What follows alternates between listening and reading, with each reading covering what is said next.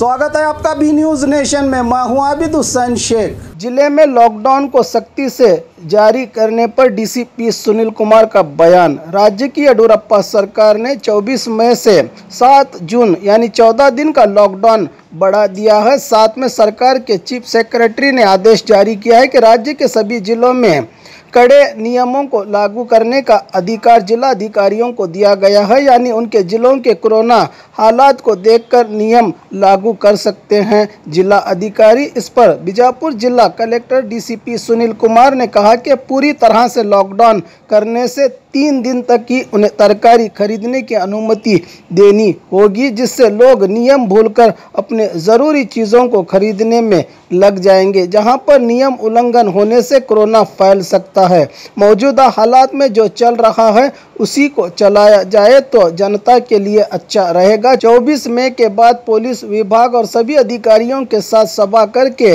अंतिम निर्णय लिया जाएगा जो कि जनता के हित में हो और कोरोना नियमों का उल्लंघन ना हो।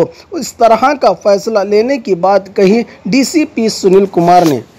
ನಾನು ಹೇಳ್ತೀನಿ ಲಾಕ್ಡೌನ್ ಬಗ್ಗೆ ಪ್ರೆಸೆಂಟ್ಲಿ ಏನು ನಡೀತಾ ಇದೆ ಇಷ್ಟು ಇದೇ ರೀತಿ ಮತ್ತೆ ಲೂಸ್ ಸಡಲಿಕೆ ಆಗದೆ ಇದೇ ರೀತಿ ಕಂಟಿನ್ಯೂ ಆದರೆ 24ವರೆಗೆ ನಾವು ಅದು ಆದ ನಂತರ ಏನು ಮಾಡಬೇಕು ಅನ್ನೋದು ಸರ್ಕಾರ ಏನು ಹೇಳ್ತದೆ, ನಾವು ಏನು ಮಾಡಬೇಕಂತ ಡಿಸಿಷನ್ ತಗೊಳ್ಳಲಿಕ್ಕೆ ರೆಡಿ ಇದ್ದೇವೆ.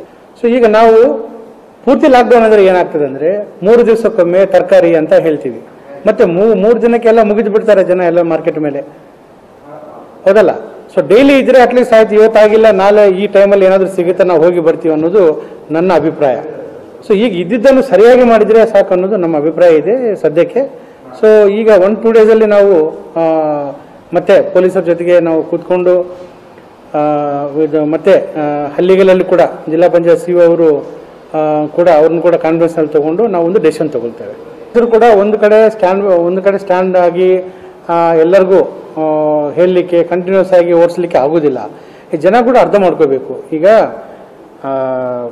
ಡೈಲಿ ಅಂದರೆ ತರಕಾರಿ ಅಂದರೆ ಮತ್ತೆ ರೈತರು ಇನ್ವಾಲ್ವ್ ಆಗ್ತಾರೆ, ಅವ್ರಿಗೂ ಇದನ್ನು ಆಗಬೇಕು ಅನ್ನೋದು ಇವೆಲ್ಲ ನಮಗೆ ಸೋಷಿಯಲ್ ಆಸ್ಪೆಕ್ಟ್ಸ್ ಇಂದ ಹೋಗ್ತೀವಿ ನಾವು. ಬಟ್ ಇದನ್ನು ಮಾಡುವಾಗ ನಾವು ಹೇಳಿರುವ ಮಾರ್ಗಸೂಚಿಗಳನ್ನು ಇದು ಅನ್ವಯಿಸಿದರೆ ಎಷ್ಟೋ ಜನ ವಾರಿಯರ್ಸು, ಎಷ್ಟೋ ಜನ ನಿಮ್ಮಲ್ಲಿ ಕೂಡ ಪತ್ರಕರ್ತರು ಕರೆಕ್ಟಾಗಿ ಪಾಲನೆ ಮಾಡಿದರೆ ಕೋವಿಡ್ ಪಾಸಿಟಿವ್ ಬರದೆ ನಾವು ಕೂಡ ಕೆಲಸ ಮಾಡ್ತಾ ಇದ್ದೀವಿ. ನೀವು ಹೋಗ್ತೀರಿ, ನಾನು ಹೋಗ್ತೀನಿ ಅಂದರೆ ಕರೆಕ್ಟಾಗಿ ಪಾಲನೆ ಮಾಡಿದರೆ may be there are chances that you will not be contacting the virus, ಬರದೇನೂ ಇರ್ಬೋದು. ಸೊ ಅದಕ್ಕೆ ಪ್ರಾಮಾಣಿಕವಾಗಿ ಪ್ರತಿಯೊಬ್ಬರು ಪ್ರಯತ್ನ ಮಾಡಬೇಕು.